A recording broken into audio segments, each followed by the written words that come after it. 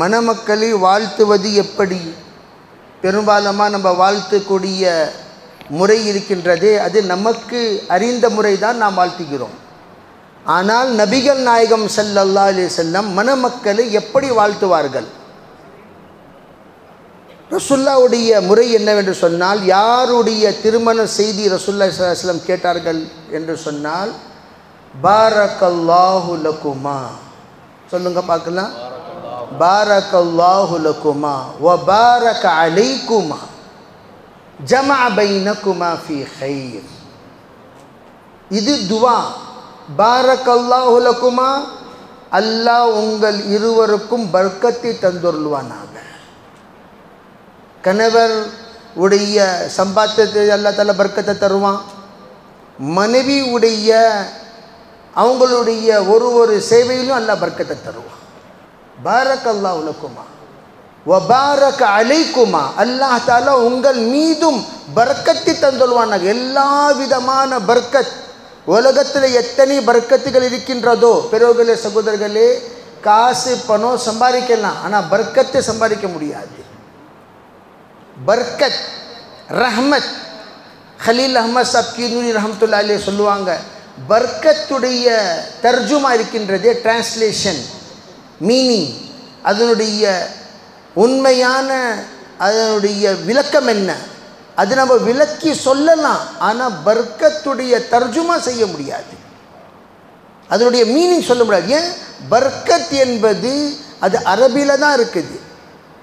எனவே நாம் தமிழில் சொன்னாலும் பர்க்கத் தான் சொல்லுவோம், உருதுவில் சொன்னாலும் பர்க்கத்து தான் சொல்லுவோம். நீங்கள் எந்த மொழியில் சொன்னாலும் பர்க்கத்தை பர்க்கத் என்று தான் சொல்லுவீர்கள்.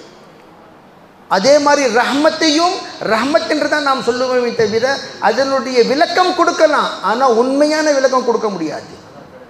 அதே மாதிரி பர்க்கத். எனவே அந்த பர்க்கத் என்று ரசூலுல்லாஹி ஸல்லல்லாஹு அலைஹி வஸல்லம் துவா செய்கிறாங்களே, அந்த துவா முழு வம்சத்தில் அல்லாஹ் பர்க்கத் தந்துட்டான்னு சொன்னால், ஒரு மகனை அல்லாஹ் தந்தாலும் 100 மகனுக்கு சரி சமமாக அந்த மகனை ஆக்குவான். எந்த முறையில்?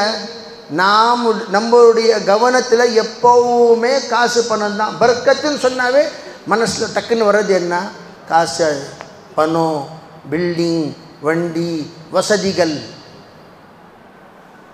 அதுதான். ஏன்னு சொன்னால் தோ ரெண்டு எவ்வளோன்னு சொல்லிட்டு கேட்ட உடனே சொல்கிறவர் என்ன சொல்கிறாரு?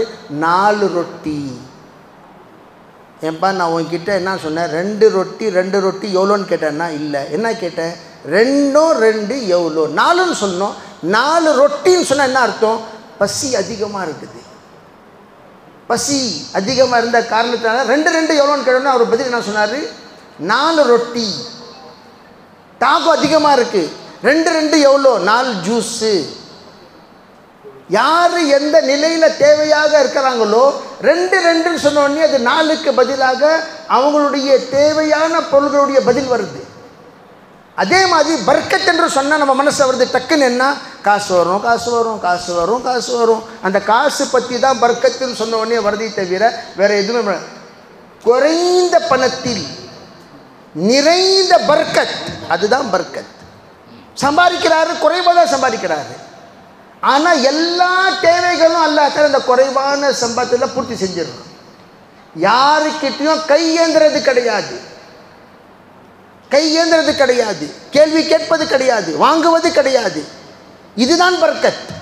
எவ்வளோ இவர் சம்பாதிக்கிறாரோ கணவர், அந்த சம்பாத்தியத்தில் வீடு கேள்வி இல்லாமல், எந்த விதமான கேவலம் இல்லாமல் வாழ்க்கை வாழ்ந்துட்டு போவது, இதுதான் பர்க்கத். நீ எவ்வளோ சம்பாதிச்சாலும் அந்த சம்பாத்தியத்தில் எல்லா விஷயங்களும் அல்லாஹ் தஆலா பூர்த்தி செஞ்சிருவான். ஒருத்தவங்க நேற்று சொன்னாங்க, எங்கள் அண்ணன் 80,000 ரூபா சம்பாதிக்கிறாரு, நான் 16,000 ரூபா சம்பாதிக்கிறேன்.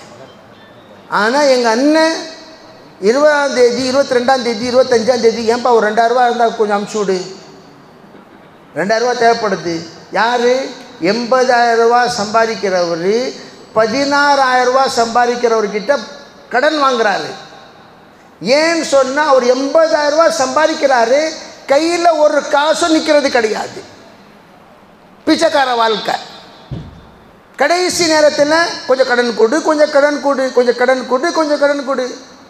இதில் என்ன தெரியுது? 80,000 ரூபா காசு கண்டிப்பாக வந்துச்சு, ஆனால் பர்க்கத்தில்லாத காசு. அது எப்படி வந்ததோ அப்படியே போயிடுச்சு. ஆனால் இவர்கிட்டையும் காசு வந்துச்சு 16,000 ரூபா, ஆனால் பர்க்கத்தான பணம். காசு வந்துச்சு, எல்லா விதமான தேவைகளை பூர்த்தி செஞ்சதுக்கு பிறகு கூட காசு மிச்சமாயிடுச்சு. இந்த பர்க்கத் இருக்கின்றதே, அது அல்லாஹ்வை தவிர, அல்லாஹ்வுடைய ஹசானாவிலிருந்து அது இறங்குமே தவிர வேறு எங்கோவுமே பர்க்கத்து கிடைக்காது. அந்த பர்க்கத்துக்காக என்ன செய்யணும்? முதலாக நம்மளுடைய வாழ்க்கையில் செய்கிறது தொழுகை. குர்ஆன்ல அல்லாஹ் தஆலா சொல்லி காட்டுறான், கூ அன்ஃபுஸக்கும் வ அஹ்லிக்கும் நாரா. அதுக்கு பிறகு அல்லாஹ் தஆலா என்ன சொன்னா, வஅமுர் அஹ்லக பிஸ்ஸலாத்தி வஸ்தபிர் அலைஹா லா நஸ்அலுக ரிஸ்கா நஹ்னு நர்சுகுக். தொழுகையை பேணுதலாக தொழுது கொண்டே இருங்க, நாம் உங்களுக்கு ரிஸ்க் கொடுத்து கொண்டே இருப்போம். அந்த தொழுகை எப்போ தொழணும்? வாரத்தில் தடவை கிடையாது. ஜும்மா மாஷா அல்லாஹ் ரொம்ப தர்த்தீபாக. நான் எப்போவுமே சொல்கிறது உண்டு, நாம் எவ்வளோ நல்லவங்கன்னு சொல்லிட்டு உலகம் முழுவதும் இன்டர்வியூ வாங்க தேவையில்லை. நம்ம மனைவி கிட்ட போய் இங்கே வாங்க, எல்லாம் வந்திருக்கிறாங்க மாஷா அல்லாஹ், உங்கள் கணவர் எப்படின்னு சொல்லி கேட்டு பாருங்க, 5 விதமான பதில் வரும். எத்தனை விதமான பதில் வரும்? 5 விதமான பதில்கள். கணவர் எப்படி என்று கேட்டால் மனைவி தரப்பிலிருந்து 5 விதமான பதில்கள். மனைவி எப்படி என்று கேட்டாலும் கணவர்கள் தரப்பிலிருந்து 5 விதமான பதில்கள் வரும். ஒரு பதில் என்ன வரும்? அல்ஹம்துலில்லாஹ். அல்ஹம்துலில்லாஹ்ன்ற ஒரு பதில் வரும். அப்படின்னு சொன்னா என்ன? Not bad, not very good. Not bad, not very good.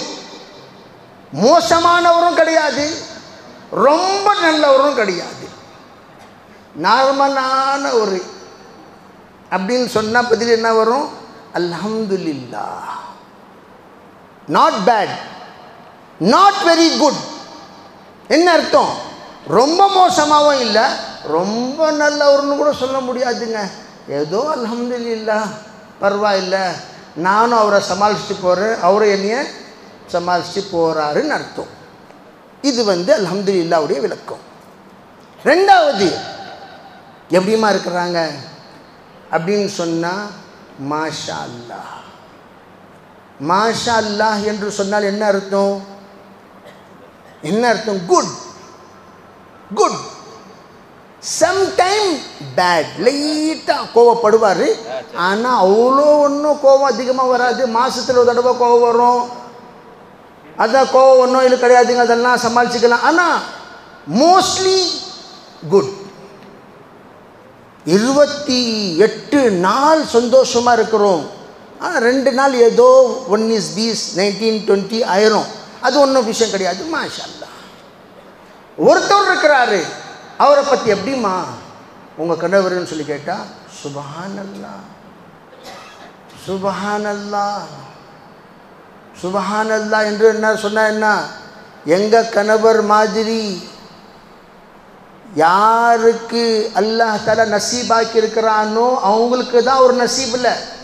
அந்த மாதிரி அருமையானவர், தங்கமானவர், மிகவும் மென்மையானவர், வாழ்க்கையில் யாருக்கும் மோசம் பண்ணது கிடையாது, யாரை பற்றியும் கெட்டது நினைச்சது கிடையாது, யாரை பற்றியும் கெட்டது சொன்னது கிடையாது, கெட்டது அவர் யோசிச்சது கிடையாது.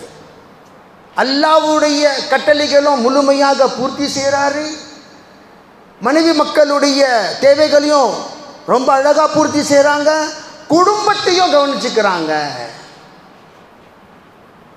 அதை தவிர மாமியாருடைய சொந்த பந்தத்தையும் பார்த்துக்கிறாங்க. எந்த விஷயமா?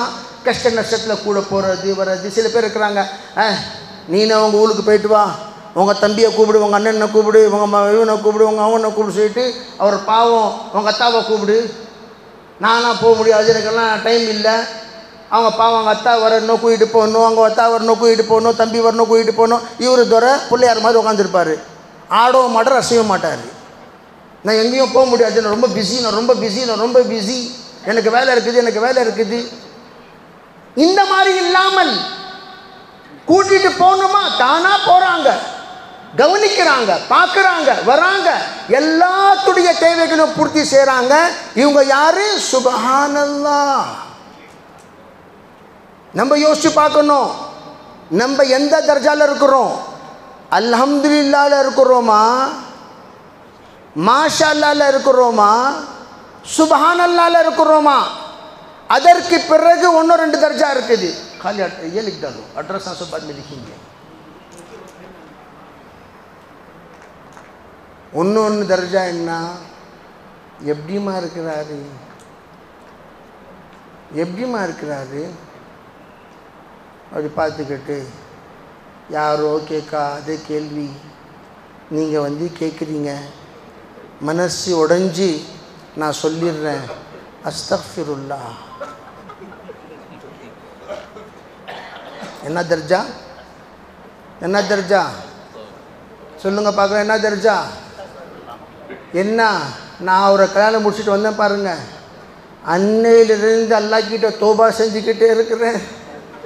யா அல்லாஹ், வாழ்க்கையில் எந்த பாவம் செஞ்சனோ தெரியல, இந்த மனுஷன் வந்து என் தலையில் கட்டி விட்டாங்க, இந்த ஆளை சம்பாதிக்கிற கொள்ளாட்டியும் போதும்னு ஆகுது, எந்த தௌபா செஞ்சாலும் அல்லாஹ் என்னை மன்னிச்சிரு, இந்த கஷ்டத்தை விட்டு என்னைய வந்து பாதுகாப்பு கொடுப்பாயாக என்று நான் தினமும் அல்லாஹ் கிட்ட தௌபா கேட்டுக்கிட்டே இருக்கிறேங்க.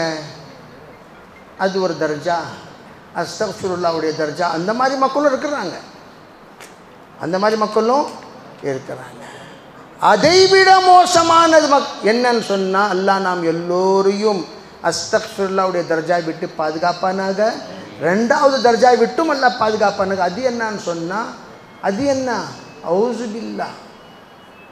அது என்ன சொல்லுங்க? அவுசு பில்லாஹி. அப்புறம் என்ன படிக்கிறோம் சொல்லுங்க பார்க்கலாம். மினஷ் என்ன படிக்கிறோம்? தமிழ்நாட்டில் தானே போதுறோம். அவுசு பில்லாஹி மினஷ். அல்லாஹு அக்பர். அந்த இடத்துல என் கணவர் பேர் எழுதிக்கிட்டா நல்லா இருக்கும். அந்த மாதிரி மோசமானவர் லா ஹவுல வலா குவத்த இல்லா பில்லாஹ். லா ஹவுல வலா குவத்த இல்லா பில்லாஹ் முதல் தர்ஜா. அதனுடைய அர்த்தம் என்ன? ஏதோ அல்லாஹ் தஆலா என்னுடைய நசீபில் என்ன வச்சிருக்கிறானோ வச்சுட்டான், நான் சம்பாதிச்சு போகிறேன், அவரும் என்ன சம்பாதிச்சு போகிறார். அது லா ஹவுலவுடைய தர்ஜா. இது ஒன்று. எப்படி அல்ஹம்துலில்லாஹ், மாஷா அல்லாஹ், சுப்ஹானல்லாஹ் இருக்கின்றதோ அதே மாதிரி இங்கேயும் 3 தர்ஜா. லா ஹவுல வலா குவத்த இல்லா பில்லாஹ், அதற்கு பிறகு அஸ்தக்ஃபிருல்லாஹ், அதற்கு பிறகு அவுசு பில்லாஹ். பெரியோர்களே, சகோதரர்களே, இந்த சொந்தம் இருக்குதே, நிக்காவுடைய சொந்தம், இந்த சொந்தம் முறியாத சொந்தம். ஆகிரத்தில் அல்லாஹ் தஆலா இந்த சொந்தத்தை முறிக்க மாட்டான். நீங்க அத்தா பிள்ளைகளுடைய சொந்தம் முறிஞ்சிரும், அண்ணன் தம்பியுடைய சொந்தம் முறிஞ்சிரும், அக்கா தங்கச்சியுடைய சொந்தம் முறிஞ்சிரும். ஆனா கணவர் மனைவியுடைய சொந்தம் முறியாது.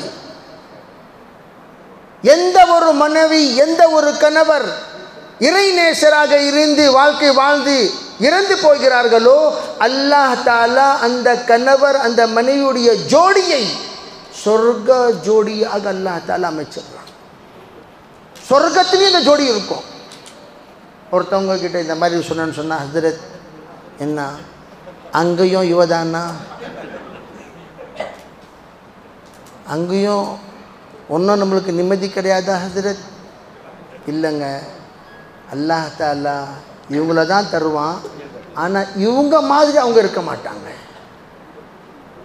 இவங்க எல்லா விதமான விஷயங்கள் அல்லாஹ் தஆலா மாற்றி ஒரு புது உள்ளத்துடைய மனைவியாக, கவனத்துடைய மனைவியாக, யோசனையுடைய மனைவியாக அல்லாஹ் தஆலா நமக்கு அமைச்சு தருவான். அதற்காக நாம் தர்பியத் செஞ்சு கொண்டே இருக்கணும். எல்லாம் ராபியா பஸ்ரியா எனக்கு வேணும்னு சொன்னால் கிடைக்க மாட்டாங்க. எல்லாமே ராபியா பஸ்ரியா எனக்கு வேணும்னு சொன்னால் கிடைக்க மாட்டாங்க. என்ன செய்யணும்? உபதேசம் செஞ்சு கொண்டே இருக்கணும். வீட்டில் சில சமயம் கணவர் மனைவி உட்காந்து உபதேசம் செய்யணும். கணவர் மனைவிக்கு உபதேசம் செய்யணும், உபதேசம் செய்யணும், பிள்ளைங்களுக்கு உபதேசம் செய்யணும். ஹஜரத் உமர் ரலியல்லாஹு தஆலா அன்ஹு ஒரு தடவை மிக கோவப்பட்டு அவங்க என்ன நினச்சாங்க சொன்னால், நான் இவங்களுக்கு தண்டனை கொடுக்கணும்.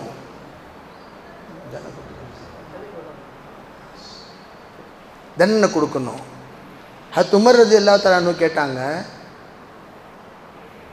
எதுக்கு தண்டனை கொடுக்கணும் சொல்லி கேட்டாங்க.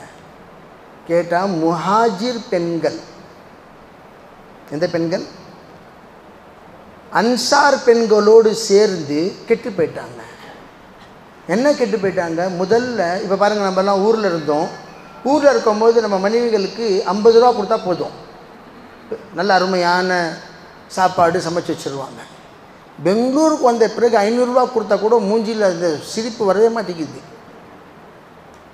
மூஞ்சியில் அந்த சிரிப்பு வரவே மாட்டேங்குது. 500 ரூபா கொடுத்தாலும் என்ன இது என்ன இது சொல்லி அப்படி கேட்டு நம்மளுடைய கொடுத்த பணத்துக்கு ஒரு மரியாதை இல்லாமல் பார்க்குறாங்களே. காரணம் என்ன? மாஹோல் மாறிடுச்சு, சூழ்நிலை மாறிடுச்சு, முகமே மாறிடுச்சு. அதே மாதிரி முஹாஜிர் மக்கள், இந்த பெண்கள் ரொம்ப தாழ்மையாக அன்பாக பாசமாக இருக்கக்கூடிய பொருள்களில் தன்னுடைய வாழ்க்கை வாழ்ந்துட்டு இருந்தாங்க. மதீனாவுக்கு வந்த பிறகு இதெல்லாம் எங்களுக்கு பத்தாது, இதெல்லாம் எங்களுக்கு பத்தாது. இதில் ஏன்னு சொன்னால் மதீனாவில் கொஞ்சம் வசதி அதிகம், மக்காவில் கொஞ்சம் வசதி கம்மி, மதீனாவில் கொஞ்சம் வசதி அதிகம். முஹாஜிர் ஆண்கள் எல்லாம் ஹஜரத் உமர் கிட்ட சொன்னாங்க. அவங்க உமர் ரலியல்லாஹு தஆலா அன்ஹு முஹாஜிர் ஆண்களுடைய தலைவர் சொன்னாங்க, என்னங்க எங்கள் பொம்பளைங்களுக்கு இங்கே வந்ததுக்கு பிறகு ஒரே குறையாக தான் பேசுகிறாங்க தவிர வாழ்க்கையில் ஒரு ஜஸாக்கல்லா, ஒரு அல்ஹம்துலில்லாஹ் என்ற ஒரு விஷயமே வர மாட்டேங்குது. என்ன காரணம் எங்களுக்கு புரிய மாட்டேங்குது. ஹஜரத் உமர் அதை பற்றி கொஞ்சம் கவனித்து பார்த்தாங்க. எதனால இந்த மாதிரி மாற்றம் வந்துச்சுன்னு சொன்னால், கற்றுக் கொடுக்கறது அன்சார் பெண்கள். உங்கள் வீட்டில் குக்கர் இல்லையா? இல்லை. குக்கர் இல்லையா அப்படின்னு ஒன்று மனசு, ஏன் இல்லையே? குக்கர் இல்லையே. குக்கர் இல்லையா? எதில் சமைக்கிறீங்க? அடுப்பில் சமைக்கிறீங்க அப்படின்னு ஒன்றே திடீர்னு அடுப்பில் சமைக்கிறீங்களா, குக்கர் இல்லையான்னு சொன்னோடனே ஏதோ ஒரு பெரிய குறை மாதிரி வீட்டுக்கு வந்த பிறகு ஏன் சாப்பாடு ஆக்கல? குக்கர் இல்லை. சாப்பாடு ஏமா ஆக்கல? குக்கர் இல்லை.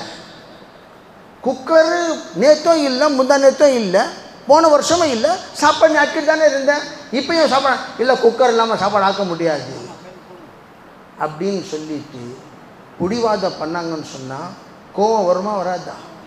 வசதி இருந்தால் சரிப்பா, வசதி இல்லையே, வசதி இல்லாமல் தான் நான் சொல்கிறேன், ஆக்குறது தானே, இல்லை குக்கர் இல்லாமல் ஆக்க மாட்டேன். இந்த மாதிரி ஒரு மாற்றம் வந்த காரணம் என்ன? ஹஜரத் உமர்கிட்ட போய் சொன்னாங்க. ஹஜரத் உமர் ரலியல்லாஹு தஆலா அன்ஹுக்கு கோவம் வந்துருச்சு. யார் யார் சொன்னது கொஞ்சம் லிஸ்ட்டு கொடுங்க பார்க்கலாம். லிஸ்ட் எடுத்துக்கிட்டு கையில் குச்சி எடுத்துகிட்டு கிளம்புனாங்க. எல்லாத்துக்கும் 2 போட்டால் கரெக்டாக ஆயிடுவாங்க இவங்கெல்லாம். குச்சி எடுத்துக்கிட்டு அடித்து அவங்கள பயமுறுத்துவதற்காக கிளம்புற சமயத்தில், பெரியோர்களே சகோதரர்களே, அந்த சமயம் நபிகள் நாயகம் ஸல்லல்லாஹு அலைஹி வஸல்லம் பார்க்குறாங்க. உமர், உமர் சொல்ல, என்ன எங்கப்பா போயிட்டுருக்குறேன்? இல்லை ஐன யா உமர், இல்லை ஐன யா உமர். ஹஜரத் உமர் சொன்னாங்க, இந்த மாதிரி விஷயம் சொல்ல போய் 2 போட்டோன்னு சொன்னால் எல்லாம் கரெக்டாக ஆயிடுவாங்க, அதனால தான் போயிட்டுருக்கிறேன். தப்பு. ஃபன்சிஹ் லஹுன்ன யா உமர். உமர், எல்லா கணவருக்கும் சொல்லுங்க, மனைவிக்கு உபதேசம் செய்ய சொல்லி. ஃபஇன்னஹுன்ன குலிக்ன மின் ஸில்இன். விலா எலும்பின் மூலமாக அல்லாஹ் தஆலா அவங்கள படைச்சிருக்கிறான். ஃபைன் அகம்தஹு கஸர்தஹு. நேர்படுத்துறதுக்கு முயற்சி செஞ்சேன்னு சொன்னால் உடஞ்சி போயிடுவாங்க. எனவே அவங்கள பாசமாக அன்பாக பாருமா, நான் எவ்வளோ சம்பாதிக்கிறேன் உனக்கு தெரியும், நான் எவ்வளோ கஷ்டத்தில் இருக்கேன் அதுவும் உனக்கு தெரியும். ஏதோ ஊர் விட்டு ஊர் அல்லா அல்லான்னு சொல்லிட்டு நம்ம கொஞ்சம் சம்பாரிச்சிட்ருக்குறோம்.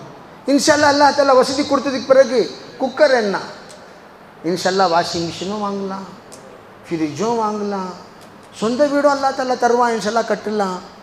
அல்லாஹ் வசதி கொடுக்க கொடுக்க கொடுக்க கொடுக்க இன்ஷால்லா எவ்வளோ எந்த அளவுக்கு முடியுமோ அந்த அளவுக்கு நம்ம முயற்சி பண்ணி எவ்வளோ வசதிகள் உண்டாக்க முடியுமோ அது அவ்வளோ வசதிகள் ஏற்பாடு செய்யலாம். ஆனால் இப்போது என்கிட்ட இருக்கிற காசு நீ துவா செய்.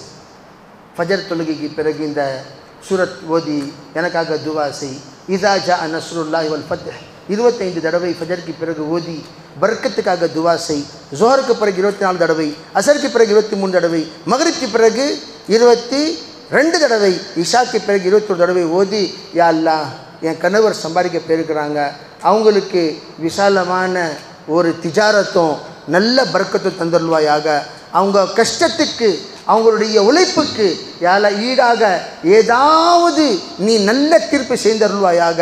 அவங்களுக்கு யார் யார் கடன் கொடுக்கணுமோ, எவ்வளவோ பேர் நம்மளுக்கு கடன் கொடுக்கணும், கொடுக்குறவங்கள கொடுக்க வைத்து யாருக்கு இவருக்கு கொடுக்கணுமோ அவருக்கு கொடுக்குற மாதிரி ஒரு ஏற்பாடு செய்வாயாக என்று யார்கிட்ட கேட்கணும்? அல்லாஹ் கிட்ட மனைவி அழுது துவா செய்தா கணவருக்கு எந்த விதமான கஷ்டம் இல்லாமல் அல்லாஹ்தால பர்க்கத்து தருவான். நீங்கள் நம்ம எல்லாம் சம்பாதிக்க போன உடனே டிவி பார்த்துக்கிட்டு சீரியல் பார்த்துட்டு உட்காந்துருந்தா பர்க்கத் தருவானா சொல்லுங்கள். துவா செய்யலாமா? இன்ஷா அல்லாஹ். வந்துச்சா இல்லையா? இதுனா இது ரசீட் புக்கு. அதனால இன்ஷா அல்லாஹ்